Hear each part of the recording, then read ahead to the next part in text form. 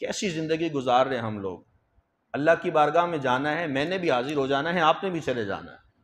ایک وقت آنے والا ہے، مجھے بھی نہیں معلوم ہے، آپ کو بھی نہیں معلوم ہے، تو کیوں نہ ایسا ہو کہ ہم لوگ اپنی اور اپنی اولادوں کی صحیح معنوں میں تربیت کر کے جائیں.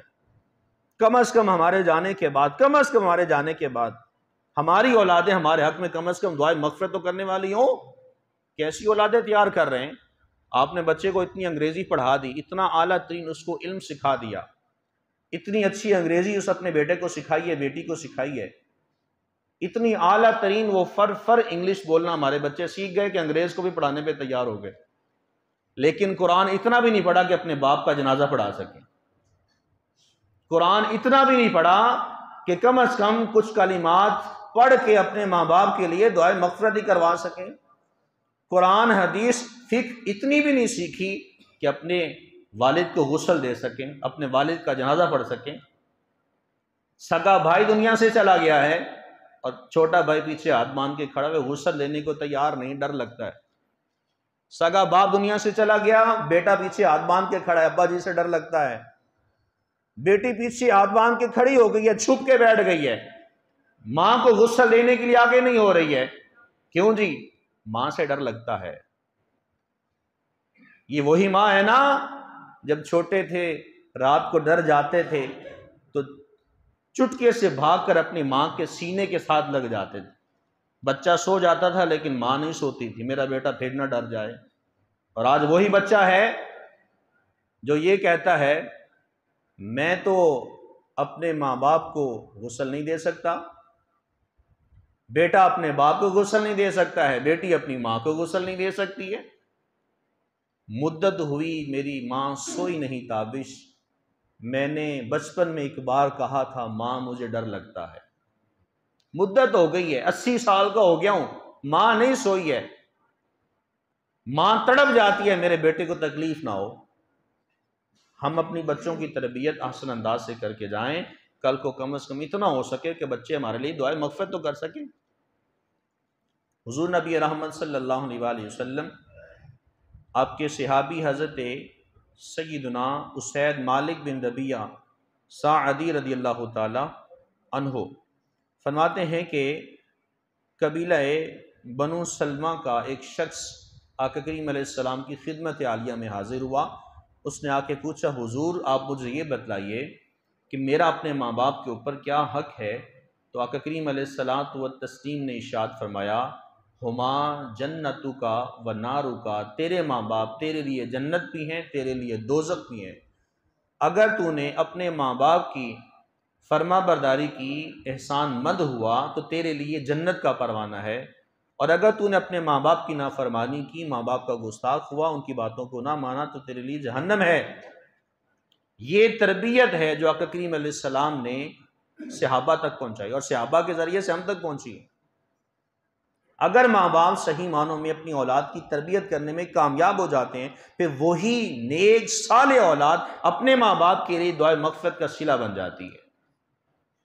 مسلم شریف کے حدیث طیبہ ہے، آقا کریم علیہ الصلوۃ والتسلیم نے ارشاد فرمایا کل میدان محشر میں اللہ رب العالمین ایک شخص کو پہاڑوں کی مثل نیکیاں عطا فرمائے گا. پہاڑوں کی مثل، اتنے بلند پہاڑ ہوں گے، سارے نیکیوں سے بھرے ہوں گے. بندہ پریشان ہو جائے گا، مالک کائنات میں نے تو کچھ کیا نہیں تھا، میں تو بڑا بدکار انسان تھا، بڑا گناہگار تھا، میرے پلے تو کچھ بھی نہیں، نہ میں نے کچھ کیا، پھر یہ اتنی نیکیوں کو انبار مجھے کیسے دیا گیا؟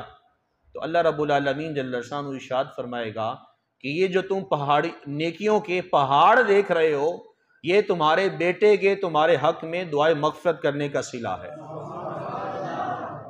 وہ نیک اولاد جو اپنے ماں باپ کے لیے دعائے مغفرت کرتی ہے، وہ ماں باپ دنیا سے چلے گئے، کل میدان محشر میں اللہ تعالیٰ ان کو پہاڑوں کی مثل ان کو نیکیاں عطا فرمائے. تو تربیت کر کے جانی ہے کہ نہیں جانی؟ کم از کم اتنا تو ہو سکے نا، دعا تو کر سکے، اتنا تو ہو سکے نا، باپ کو غسل دے سکے. بیٹی کی تربیت اتنا کر کے جائے نا، ماں کو غسل دے سکے. ماں باپ کی دنیا سے جانے کے بعد کم از کم قرآن کھول کے پڑھ تو سکیں، دعا تو کروا سکیں. تو تربیت احسن انداز سے کر کے جانی ہے. حضور نبی رحمت صلی اللہ علیہ وآلہ وسلم آپ کی جوانی انتہائی اعلیٰ ترین گزری ہے۔ آقا کریم علیہ الصلوۃ والتسلیم بچپن سے ہی صادق الامین تھے، بچپن سے ہی صادق الامین تھے۔ جب مکۃ المکرمہ زادہ اللہ شرف و تعظیمہ میں سیلاب آیا بارشوں کی وجہ سے، تو ہوا یہ کہ بیت اللہ شریف کا کچھ حصہ گر گیا۔ تو جو مکہ شریف کے لوگ تھے اور جو بڑے بڑے سردار تھے، انہوں نے اعزاز سمجھا کہ جو بیت اللہ شریف کا حصہ گرا ہے اس کو دوبارہ سے تعمیر کیا جائے۔ سب نے اپنا اپنا حصہ شامل کیا، بیت اللہ کی دوبارہ سے تعمیر ہوئی۔ آپ نے وہ دیکھا ہوگا جو کعبہ شریف کے ساتھ حتیم ہے، وہ در حقیقت حتیم جو ہے وہ کعبہ شریف کا حصہ ہے، وہ کعبہ شریف کا حصہ ہے۔ جو بندہ حتیم کعبہ کے اندر نماز ادا کرتا ہے گویا اس نے کعبہ کے اندر نماز ادا کی۔ تو یہ جو حتیم ہے، پہلے کعبہ شریف یہاں تک تھا، تو جب سیلاب آیا دیوار کھڑی کی گئی تو وہ حصہ چھوڑ کے اس کو آگے سے تعمیر کیا گیا۔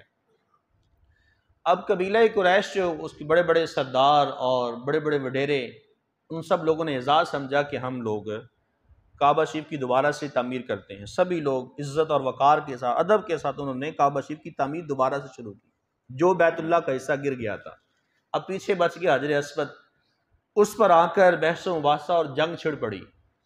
کسی نے کہا کہ ایسا نہیں ہوگا کہ کوئی ایک شخص کرے گا، بلکہ کسی نے کہا کہ کوئی قبیلہ آ کے کرے گا، کسی نے کہا کہ کوئی آ کے کرے گا۔ اس بارے میں بہت بحث و مباحثہ شروع ہو گیا، جنگ شروع ہو گئی، لڑائی شروع ہو گئی کہ اب فیصلہ کرنے والا کوئی نہیں تھا۔ تو ایک قبیلے کے انتہائی عمر رسیدہ شخص جن کا نام ابو امیہ آتا ہے، ان کا تعلق اس قبیلے سے تھا، ان کو بلایا گیا۔ عمر رسیدہ، عمر رسیدہ سے مراد عمر نہیں بتائے گی لیکن بہت بوڑھے تھے۔ انہوں نے آ کے مشورہ یہ دیا، تجویز دی کہ کل صبح حرم شریف میں جو بندہ باب شیبہ سے حرم میں داخل ہوگا وہی سب سے پہلے حجر اسود کو نصب کرے گا۔ اب یہ تجویز دی انہوں نے، بزرگ تھے، بڑے تھے، سب نے ان کی بات کو تسلیم کر لیا، کہا کہ بالکل ٹھیک ہے، کل صبح جو شخص مسجد میں داخل ہوگا، حرم شریف کی حدود میں داخل ہوگا، وہی شخص حجر اسود کو اٹھا کر کعبہ میں نصب کرے گا۔ اب حرم شریف کا دروازہ کھلا ہے اور صبح کا وقت ہے، تو دنیا کائنات نے دیکھا کہ حرم شریف کی حدود میں داخل ہونے والا شخص محمد عربی صلی اللہ علیہ وسلم، حضور سب سے پہلے حرم شریف میں داخل ہوئے۔ پھر اب آگے حضور کی کمال درجے کی تربیت جو آپ کی والدہ محترمہ نے کی تھی اس کو دیکھیے۔ آپ نے یہ نہیں کہا کہ میں خود اکیلا لگا دوں گا، بلکہ آپ نے ایک چادر منگوائی، چادر کے اندر حجر اسود کو رکھا اور چاروں کونوں پہ مختلف لوگوں کو کھڑا کیا، قبائل کے لوگوں کو کھڑا کیا، ان کو کہا کہ چاروں کونوں سے پکڑیں، پکڑ کے لے جا کر بالکل خانہ کعبہ کے قریب لے کر گئے تاکہ سبھی لوگ اس سے سعادت میں شامل ہو جائیں۔ پھر حضور علیہ السلام نے اپنے دست مبارکہ سے اٹھا کر خود حجر اسود کو کعبہ شریف میں نصب کیا۔ یہ فیصلہ امیر قریش، قبیلہ قریش کے بڑے بڑے سردار، عمراء قریش، سبھی لوگوں نے اس فیصلے کو تسلیم کیا کہ یہ ایسا فیصلہ ہو گیا ہے کہ جو ہمیں سب کو مقبول ہے، کس لیے کہ یہ وہ شخص ہیں جن کی جوانی اعلیٰ ترین ہے اور سیدہ اماں آمینہ رضی اللہ تعالیٰ عنہ کے لخت جگر ہیں، ان کے دست مبارکہ سے حجر اسود کو کعبہ شریف میں نصب کیا گیا۔ آقا کریم علیہ السلام اپنے بچپن سے ہی آپ کمالات کے اعتبار سے مشہور تھے، آپ صادق الامین تھے، اور اس وقت لوگوں نے یہ نعرہ لگایا کہ حضور علیہ السلام جو ہیں یہ امین ہیں، یہ صادق بھی ہیں اور اس کے ساتھ ساتھ امین بھی ہیں۔ آقا کریم علیہ السلام کی جو جوانی گزری ہے وہ بڑی اعلیٰ گزری ہے، نوجوانوں کے لیے اس میں سبق ہے کہ حضور علیہ السلام کی جوانی کو دیکھیں۔ ہمارے نوجوان وہ غلط راستے پہ چل پڑے ہیں اور ایسا راستے کا انتخاب کرنا شروع ہو چکے ہیں کہ جو ماں باپ کے لیے بدنامی کا سبب ہے۔ سیدنا فاروق اعظم رضی اللہ تعالیٰ عنہ کا دور خلافت تھا، ایک نوجوان، اس وقت سبھی لوگ مسجد میں آ کے نماز ادا کیا کرتے تھے، خواتین بھی آتی تھیں اور مرد بھی آتے تھے، لیکن پردے کی حالت میں نماز ادا کیا کرتی تھی خواتین۔ ایک نوجوان وہ کسی خوبصورت لڑکی پہ عاشق ہو گیا، فریفتہ ہو گیا۔ اس لڑکے نے، اس نوجوان نے اس خاتون کو برائی کا ارتکاب کرنے کی دعوت دی۔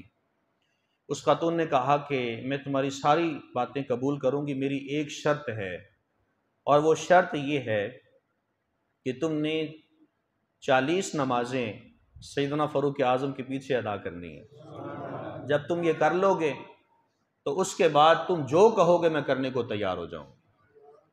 40 نمازیں پورا کرنی تھیں، 1 2 3 4۔ وہ نوجوان تھا، وہ بھی منتظر تھا، ادھر لڑکی تھی، وہ بھی منتظر تھی۔ وہ 39 نمازیں پوری کرنے کے لیے مسجد میں حاضر ہوا، 40ویں نماز ادا کر کے مسجد سے باہر نکل رہا تھا۔ وہ لڑکی حسب وعدہ مسجد کے دروازے پہ کھڑی تھی۔ اس نے کہا او جانے والے میں کھڑی ہوں، 40 نمازوں کا وعدہ تھا۔ اس نوجوان نے کہا کہ کھڑی رہ، میرے دل کا تعلق عمر نے رب کے ساتھ جوڑ دیا ہے۔ یہ وہ امام ہیں جن کے آنے سے کفر پہ لرزہ طاری ہو گیا، سیدنا فاروق اعظم رضی اللہ تعالی۔ تو نوجوانوں کی تربیت یہ ہماری سب سے بہترین رسپانسبلٹی ہے۔ آج اگر آپ اپنے بچوں کی صحیح معنوں میں تربیت کر کے جائیں گے تو کل کو ہمارے بچے ہی ہمارے لیے بخشش کا سامان بنیں گے۔ اپنے بچوں کو قرآن کے ساتھ لگائیں، اپنے بچوں کو احادیث کے ساتھ لگائیں، اپنے بچوں کو گھروں میں ایک ایسا ماحول بنائیں کہ جس سے ہمارے بچوں کی تربیت اچھی ہو سکے۔ 10 مرلے کا ہم لوگ گھر بناتے ہیں نا، تو ہم جناب پتہ نہیں کتنے کمرے اس میں بنا دیتے ہیں، ہر کمرے کے ساتھ اٹیچ باتھ روم ہوتا ہے۔ میری آپ کو تجویز ہے، بہت سارے نوجوان یہاں بیٹھے ہیں، اللہ آپ سب کو توفیق دے، جو بے گھر ہیں اللہ ان کو گھر عطا کرے، اور جن کے پاس گھر بنانے کا جو ارادہ رکھتے ہیں ان کو میری تجویز یہ ہے کہ جب گھر بنائے نا تو گھر میں کم از کم زیادہ نہیں تو 10 فٹ کی جگہ اپنے بچوں کے لیے نماز پڑھنے کی چھوڑیں، گھر میں بیٹیوں کے لیے نماز پڑھنے کی جگہ چھوڑیں، اسے جائے مصلی کے طور پہ مختص کریں، اس میں جائے نماز بچھی ہو، قرآن پڑھا ہو، ایک دھیمی سی لائٹ چل رہی ہو، آپ کا بچہ رات کو کھڑے ہو کے جب نماز ادا کر رہا ہو، آپ رات کو اٹھ کے دیکھیں کہ آپ کا بیٹا اور بیٹی وہ قرآن پڑھ رہے ہیں، وہ نماز پڑھ رہے ہیں، آپ کا دل خوشی سے باغ باغ ہو جائے گا۔ آپ کے اپنے گھر میں یہ تربیت کرنے کا بہترین انداز ہے۔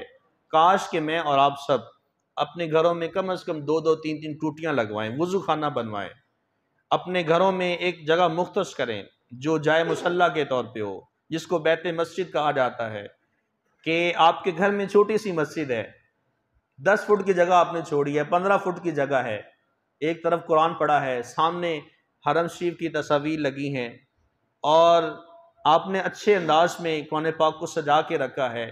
آپ کے بچے صبح اٹھتے ساتھ ہی فجر کی نماز ادا کریں، قرآن کھول کے تلاوت کریں، اس کے بعد اسکول جائیں، کالج یونیورسٹی جائیں، پھر دیکھیں کہ وہ آپ کا بچہ وہ کس قدر نیک اور باسیرت اخلاق کا مالک بنتا ہے۔ تربیت کرنے کا انداز ہوتا ہے۔ یار میں کہتا ہوں جب حضور بابا صاحب رحمۃ اللہ علیہ کی والدہ محترمہ آپ کے لیے کوئی شکر رکھ سکتی ہیں تو کیا ہم لوگ اپنے بچے کو ٹافیاں بھی نہیں دے سکتے نماز پڑھانے کے لیے؟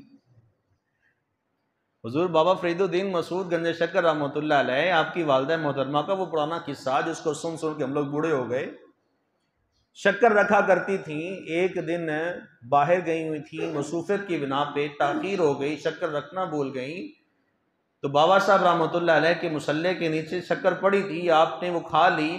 ماں بڑی پریشان تھی کہ بیٹا فرید نے نماز پڑھی ہوگی کہ نہیں پڑھی ہوگی۔ گھر پہنچی تو دیکھا کہ بیٹا نماز پڑھ کے فارغ ہو چکا ہے، شکر بھی کھا چکا ہے۔ ماں پوچھنے لگی بیٹا میں آج شکر رکھنا بھول گئی تھی، شکر نہیں پڑی تھی؟ کہا اماں جان شکر تو پڑی تھی لیکن ذائقہ الگ تھا، ٹیسٹ الگ تھا۔ وجہ کیا تھی؟ مائی راستی رحمت اللہ علیہ نے اللہ رب العالمین کی بارگاہ میں وہاں سے دعا کی تھی، باری تعالیٰ آج میں شکر رکھنا بھول گئی ہوں، تو کوئی ایسا ملکہ فرما دے، ایسا ہنر عطا فرما دے، اپنی قدرت کا کرشمہ دکھا دے، میرا بیٹا فرید آج نماز نہ چھوڑے۔